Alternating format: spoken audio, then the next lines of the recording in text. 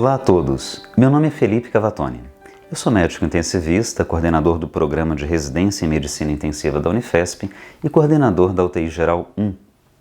Hoje nós vamos falar sobre as nuances do atendimento a um paciente em parada cardiorrespiratória em ambiente de terapia intensiva. A parada cardiorrespiratória é definida como a cessação súbita e, sobretudo, inesperada da atividade cardíaca. Sem a função de bomba contrátil, o coração é incapaz de gerar um gradiente pressórico a fim de manter uma circulação sanguínea. E, como consequência, todos os órgãos sofrem com a ausência de perfusão. A vítima perde a consciência, ela cessa os movimentos respiratórios e inicia-se uma corrida contra o relógio, pois a cada minuto que passa, a chance de que o paciente retorne à circulação espontânea é menor. Para termos êxito no atendimento ao paciente vítima de parada cardiorrespiratória, 3 aspectos são fundamentais: o reconhecimento precoce, a reanimação com qualidade e a organização da equipe da UTI. E muitas vezes o primeiro a suspeitar que o paciente está em parada cardiorrespiratória é o profissional que fica mais tempo à beira do leito, ou seja, o técnico de enfermagem. A PCR pode acometer qualquer paciente internado em UTI e deve ser suspeitada quando ele apresentar rebaixamento súbito do nível de consciência com arresponsividade, quando houver alterações do ritmo cardíaco, como bradicardia ou taquicardia, quando houver padrão respiratório de gasping, quando houver hipotensão súbita, aferição difícil ou prolongada da pressão arterial não invasiva ou quando houver perda de curva da pressão arterial invasiva. Caso haja suspeita de PCR, o primeiro passo é solicitar por ajuda, acionando o médico e o enfermeiro do leito. Ambos estão habilitados a confirmar o diagnóstico de PCR. O pulso carotídeo deve ser checado por até 10 segundos. E caso o pulso esteja ausente, ou caso haja dúvidas quanto à sua palpação, as compressões torácicas serão iniciadas. Tradicionalmente, o atendimento do paciente em parada cardiorrespiratória é ditado pelas determinações da American Heart Association num documento chamado de ACLS, que na tradução para o português significa Suporte Avançado de Vida Cardiovascular. Nele, dividimos os ritmos de parada naqueles considerados como chocáveis, naqueles considerados como não chocáveis. Os ritmos não chocáveis são a atividade elétrica sem pulso, ou AESP, e a assistolia. Aqui, o atendimento é pautado nas compressões torácicas de qualidade e na administração intermitente de adrenalina. Esses são os ritmos de paradas mais comuns em pacientes internados. E ambos são desafios diagnósticos. No caso da AESP, o monitor demonstra atividade elétrica organizada, que pode ser de qualquer tipo. No entanto, mesmo na presença desse estímulo elétrico, o coração não é capaz de gerar contrações fortes o suficiente para promover o enchimento de pulso e, portanto, não haverá circulação sanguínea. Já na sistolia, a completa ausência de atividade elétrica e de batimentos cardíacos. Agora, toma muito cuidado quando você se deparar com uma linha reta no monitor, porque sempre que isso acontecer, nós vamos dar o nome de linha isoelétrica e é necessário procedermos à checagem da correta conexão dos cabos, do ganho do monitor e das derivações. Isso é de extrema importância, porque a fibrilação ventricular fina ela pode ser facilmente confundida com a sistolia e a abordagem dessas duas entidades é muito diferente. Aqui nesse slide nós vemos o fluxograma de atendimento para o paciente nos ritmos de AESP ou de assistolia. Notem bem que, uma vez identificada a parada cardiorrespiratória e solicitada ajuda, as compressões torácicas devem ser estabelecidas. Nos primeiros 2 minutos, são essenciais para que a gente possa distribuir as tarefas e organizar o atendimento. Sem a devida organização do cenário nesse momento, a gente corre o risco do atendimento se desestruturar. Isso pode impactar no desfecho para o paciente. As tarefas são distribuídas de modo claro, e de preferência referindo-se aos profissionais pelo nome. As bombas de infusão contínua deverão ser todas interrompidas e uma ampola com 1 mg de adrenalina será preparada. Após 2 minutos de compressão, o ritmo será chocado e caso o paciente persista em AESP ou em assistolia, as compressões serão retomadas e a adrenalina será administrada, seguido por um flush de 20 ml de solução salina 0,9% com a elevação do membro do paciente. E essa sequência de atendimento será mantida enquanto o paciente estiver nos ritmos não chocáveis. E é importante assegurar a qualidade das compressões torácicas e a administração de adrenalina a cada 3 a 5 minutos. Os ritmos chocáveis são a fibrilação ventricular e a taquicardia ventricular sem pulso. Para ambos, o principal fundamento é a administração da desfibrilação, ou seja, uma descarga elétrica de alta energia não sincronizada que é capaz de reverter esses ritmos de parada. Além da desfibrilação, o atendimento segue com as compressões torácicas e a administração intermitente de adrenalina, que pode ser intercalada em alguns momentos com a administração de amiodarona ou de lidocaína. Esses ritmos são os mais comuns para os pacientes vítimas de parada cardiorrespiratória em ambiente extra-hospitalar e muitas vezes se associam com síndromes coronarianas agudas, sobretudo infarto agudo do miocárdio. Agora vemos o protocolo de atendimento para fibrilação ventricular e taquicardia ventricular sem pulso. Muito embora o algoritmo inicie-se da mesma maneira, assim que for providenciado o carrinho de parada, devemos administrar a desfibrilação, seguida de compressões torácicas de qualidade. Também a cada 2 minutos, as compressões serão interrompidas e o ritmo será checado. Na persistência de ritmos de FV ou de TV sem pulso, a desfibrilação será feita. Após o segundo choque refratário, deve-se administrar uma ampola com 1 mg de adrenalina. No início do atendimento, podemos intercalar a administração de adrenalina com até 2 doses de amiodarona. A primeira dose de amiodarona é de 300 mg em bolos e a segunda é de 300 mg. Ficaremos, portanto, com a sequência adrenalina, amiodarona, adrenalina, amiodarona e após vamos manter a adrenalina a cada 3 a 5 minutos. Sobre as compressões, alguns pontos merecem destaque. Assim que possível, posicione uma prancha rígida sob o dorso do paciente. O tórax deve ser comprimido com força, com rapidez e deve-se permitir o recolhimento torácico. Caso o paciente não esteja entubado, vamos nos lembrar da relação de 30 compressões para 2 ventilações. Mas caso o paciente não esteja entubado, a ventilação manual deve ser realizada uma vez a cada 6 a 8 segundos. Mas no caso de uma suspeita de uma acidose respiratória como causa da parada, é aceitável aumentar a frequência das ventilações, desde que isso não ocasione hiperventilação nem o represamento aéreo no pulmão, naquilo que nós chamamos de autopip. A capnografia pode ser utilizada para monitorar a qualidade da reanimação.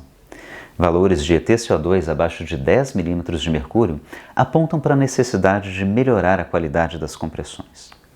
E outro ponto importante é que as drogas feitas em bolos, em acessos venosos periféricos, devem ser seguidas de flush com 20 ml de soro fisiológico e elevação do membro.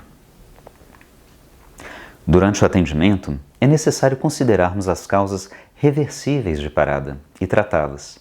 Geralmente, essas causas são aventadas pela própria história clínica do paciente. Mas o exame de ultrassonografia beira-leito tem um papel de destaque para auxiliar nesse diagnóstico.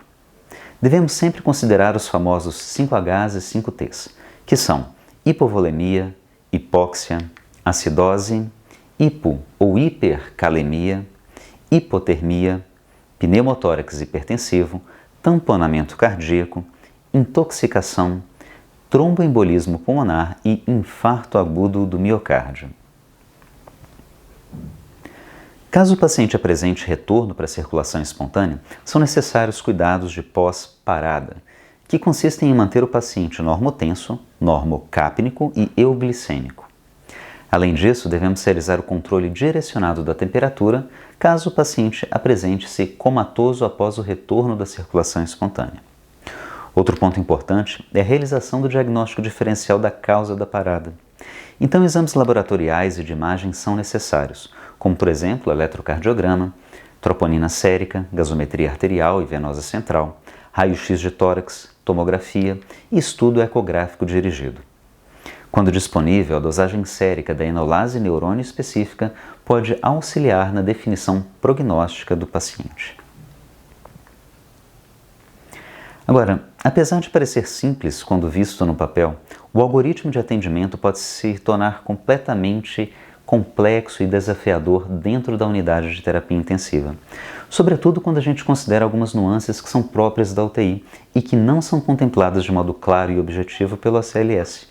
Como, por exemplo, na UTI o paciente já se encontra monitorizado e com acesso venoso, muitas vezes em uso da pressão arterial invasiva. O paciente pode estar sedado, já pode estar utilizando drogas vasoativas ou mesmo antiarrítmicas, como é o caso da miodarona. Às vezes o paciente está em ventilação mecânica ou em posição prona. E aí vem as diversas dúvidas. O que eu faço com a droga vasoativa? Será que eu mantenho a velocidade de infusão? Será que eu aumento? Será que eu desligo? E com sedativos? Será que o paciente realmente precisa deles nesse momento? E o mesmo vale para a miodarona em infusão contínua. Será que eu posso utilizar a curva da PAI para avaliar o retorno à circulação espontânea? E se o paciente estiver pronado, o que eu faço? Eu devo despronar o paciente e comprimir o tórax ou eu inicio as compressões com o paciente em posição prona? E se eu fizer isso, aonde que eu comprimo o dorso? E se eu tiver que desfibrilar o paciente, aonde que eu vou posicionar as pás do desfibrilador para uma eventual aplicação de um choque? E por fim, a UTI conta com profissionais altamente especializados no cuidado de pacientes críticos. E como que eu posso organizar o cenário e utilizar da melhor maneira possível os recursos humanos e materiais para conseguirmos atuar com todo o time em prol do paciente? E aqui a gente não tem resposta certa nem errada, mas sim algumas convenções que nós optamos por seguir em nossa UTI. Vamos falar primeiro sobre as atribuições de cada profissional. Nesse diagrama, vemos a disposição de cada membro da equipe em torno do paciente. Esse cenário é o cenário ideal e contando com o maior número de profissionais possível. Ao todo são 10. A liderança, o enfermeiro, o técnico de enfermagem, 3 profissionais que se revezam nas compressões torácicas, 2 responsáveis pela via aérea do paciente, um examinador, que é o responsável pelo exame de ultrassonografia beira-leito, e um anotador. Falando primeiro sobre a liderança, ele é representado pelo médico residente com mais experiência ou proficiência no atendimento a pacientes em PCR. É ele quem designa as funções e orienta a distribuição dos profissionais em torno do leito.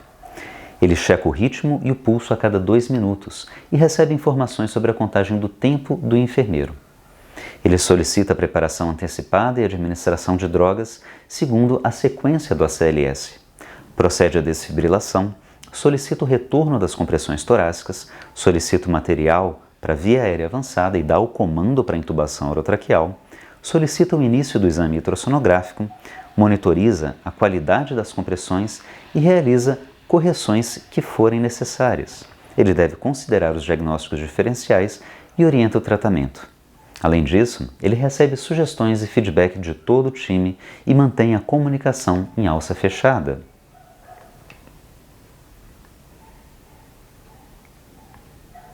O enfermeiro responsável pelo paciente tem a função de cronometrar o tempo, sinalizando para a liderança o tempo transcorrido a cada 2 minutos para checagem de pulso e a cada 3 minutos para administração de epinefrina.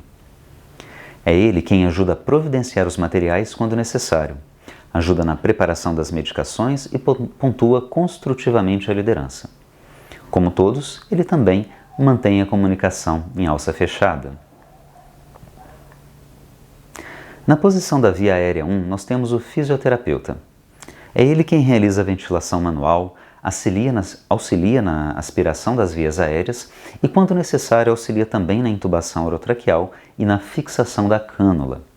Na posição de via aérea 2, temos o médico residente com mais proficiência em intubação. Sua função é auxiliar no acoplamento da máscara facial, quando o paciente não estiver entubado. Quando a liderança solicitar, é ele o responsável pela intubação. Ele deve confirmar a posição da cânula por meio da ausculta ou por meio de capnografia. ambos devem manter a comunicação em alça fechada. O examinador é o médico residente com mais proficiência em ultrassonografia. Ele deve buscar o console de ultrassom quando solicitado pela liderança e realizar o exame dirigido conforme o protocolo institucional. O anotador tem a função de realizar as anotações sobre a sequência de eventos do atendimento, pontuar construtivamente a liderança e manter, como todos, a comunicação em alça fechada. No posto de compressão temos todos os profissionais habilitados. São eles quem realizam as compressões torácicas com qualidade, procedendo ao revezamento a cada 2 minutos, conforme solicitado pela liderança. O técnico de enfermagem é quem administra os diversos medicamentos sob orientação da liderança, lembrando-se sempre de manter a comunicação também em alça fechada. Agora, vamos falar sobre algumas convenções próprias da nossa unidade. Em relação às drogas vasoativas em infusão contínua, nós padronizamos que iremos descontinuar todas. O paciente receberá apenas as infusões em bolos, conforme o preconizado pelo ACLS. O mesmo vale para a miodarona em infusão contínua.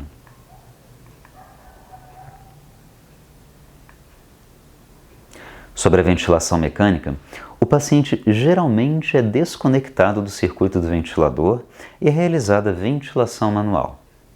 Apenas para pacientes com diagnóstico de Covid-19 e que ainda não tenham saído do isolamento, o manteremos acoplado ao ventilador mecânico. O ajuste da ventilação será feito com a PIP de 0, FO2 de 100%, uma frequência respiratória de 10 incursões por minuto e devemos ajustar também a pressão de pico para 60 centímetros de H2O. E caso o paciente esteja pronado, a reanimação deve ser feita através da compressão dorsal. Para isso, utilizaremos como referência o ângulo inferior da escápula e a linha paravertebral esquerda. Caso seja necessário realizar desfibrilação, as pás serão posicionadas nas linhas axilares médias, também utilizando-se como referência os ângulos escapulares inferiores.